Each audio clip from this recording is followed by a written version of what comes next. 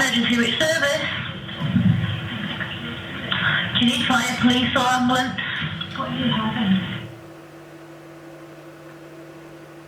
It's kind of a classic scenario. Of course, at first you don't realise it. You're in love. It's a new relationship. Your pheromones are going crazy.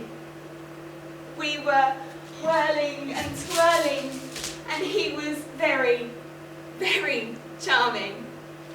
Until it turns out he's got grandiose personality disorder and narcissism. And you know, the molecules would change in the air when he walked in, and people would gravitate towards him. He had this kind of personal power, which was incredible, and everyone was fooled. Personalities, QCs, A-listers, everyone was fooled. I was a bit like a bunny in the spotlight.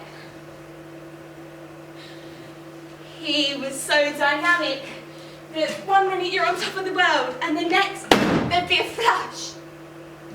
And he'd become very critical of me, and all of a sudden I'd done something wrong.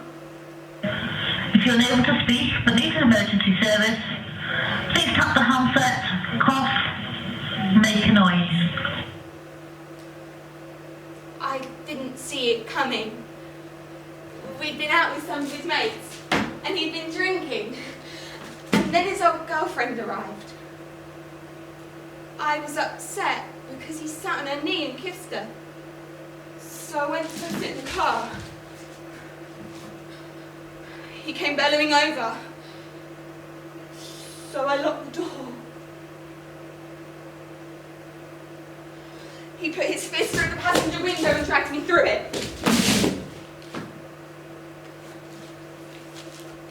After receiving a punch to the head, one of his friends drove me home. At home, I tended to my sore head, to my scrapes and bruises. But what hurt most of all is that it happened at all.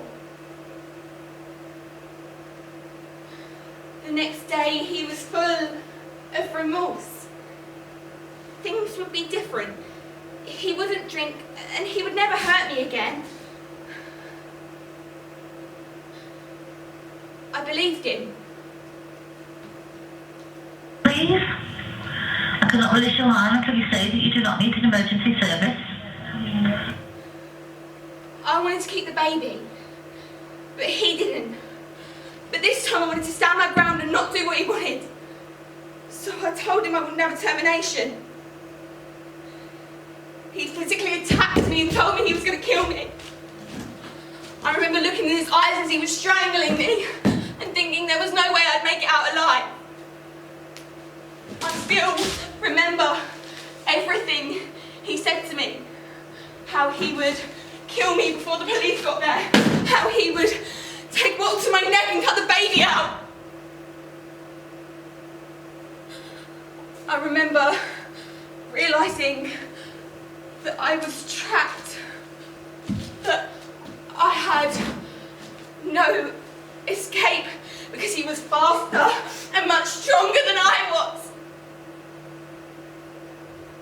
I can still feel the fear and thinking how I was going to die and somebody would have to tell my children.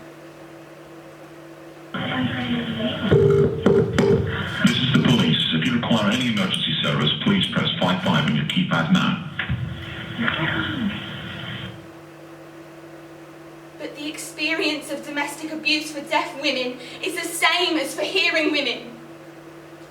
By the time the abuse turned violent, I was stuck, unable to tell anybody, not even my friends and family.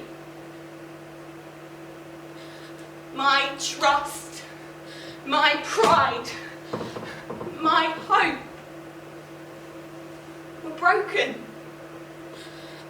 I had nothing, nobody. Even my communication was cut off.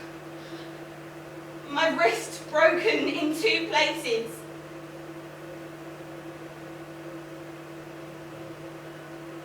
You can't hide your emotion behind sign language like you can with the written word. And not being able to communicate effectively is not helpful in a democracy where justice must prevail and people are innocent until proven guilty. Please release this call.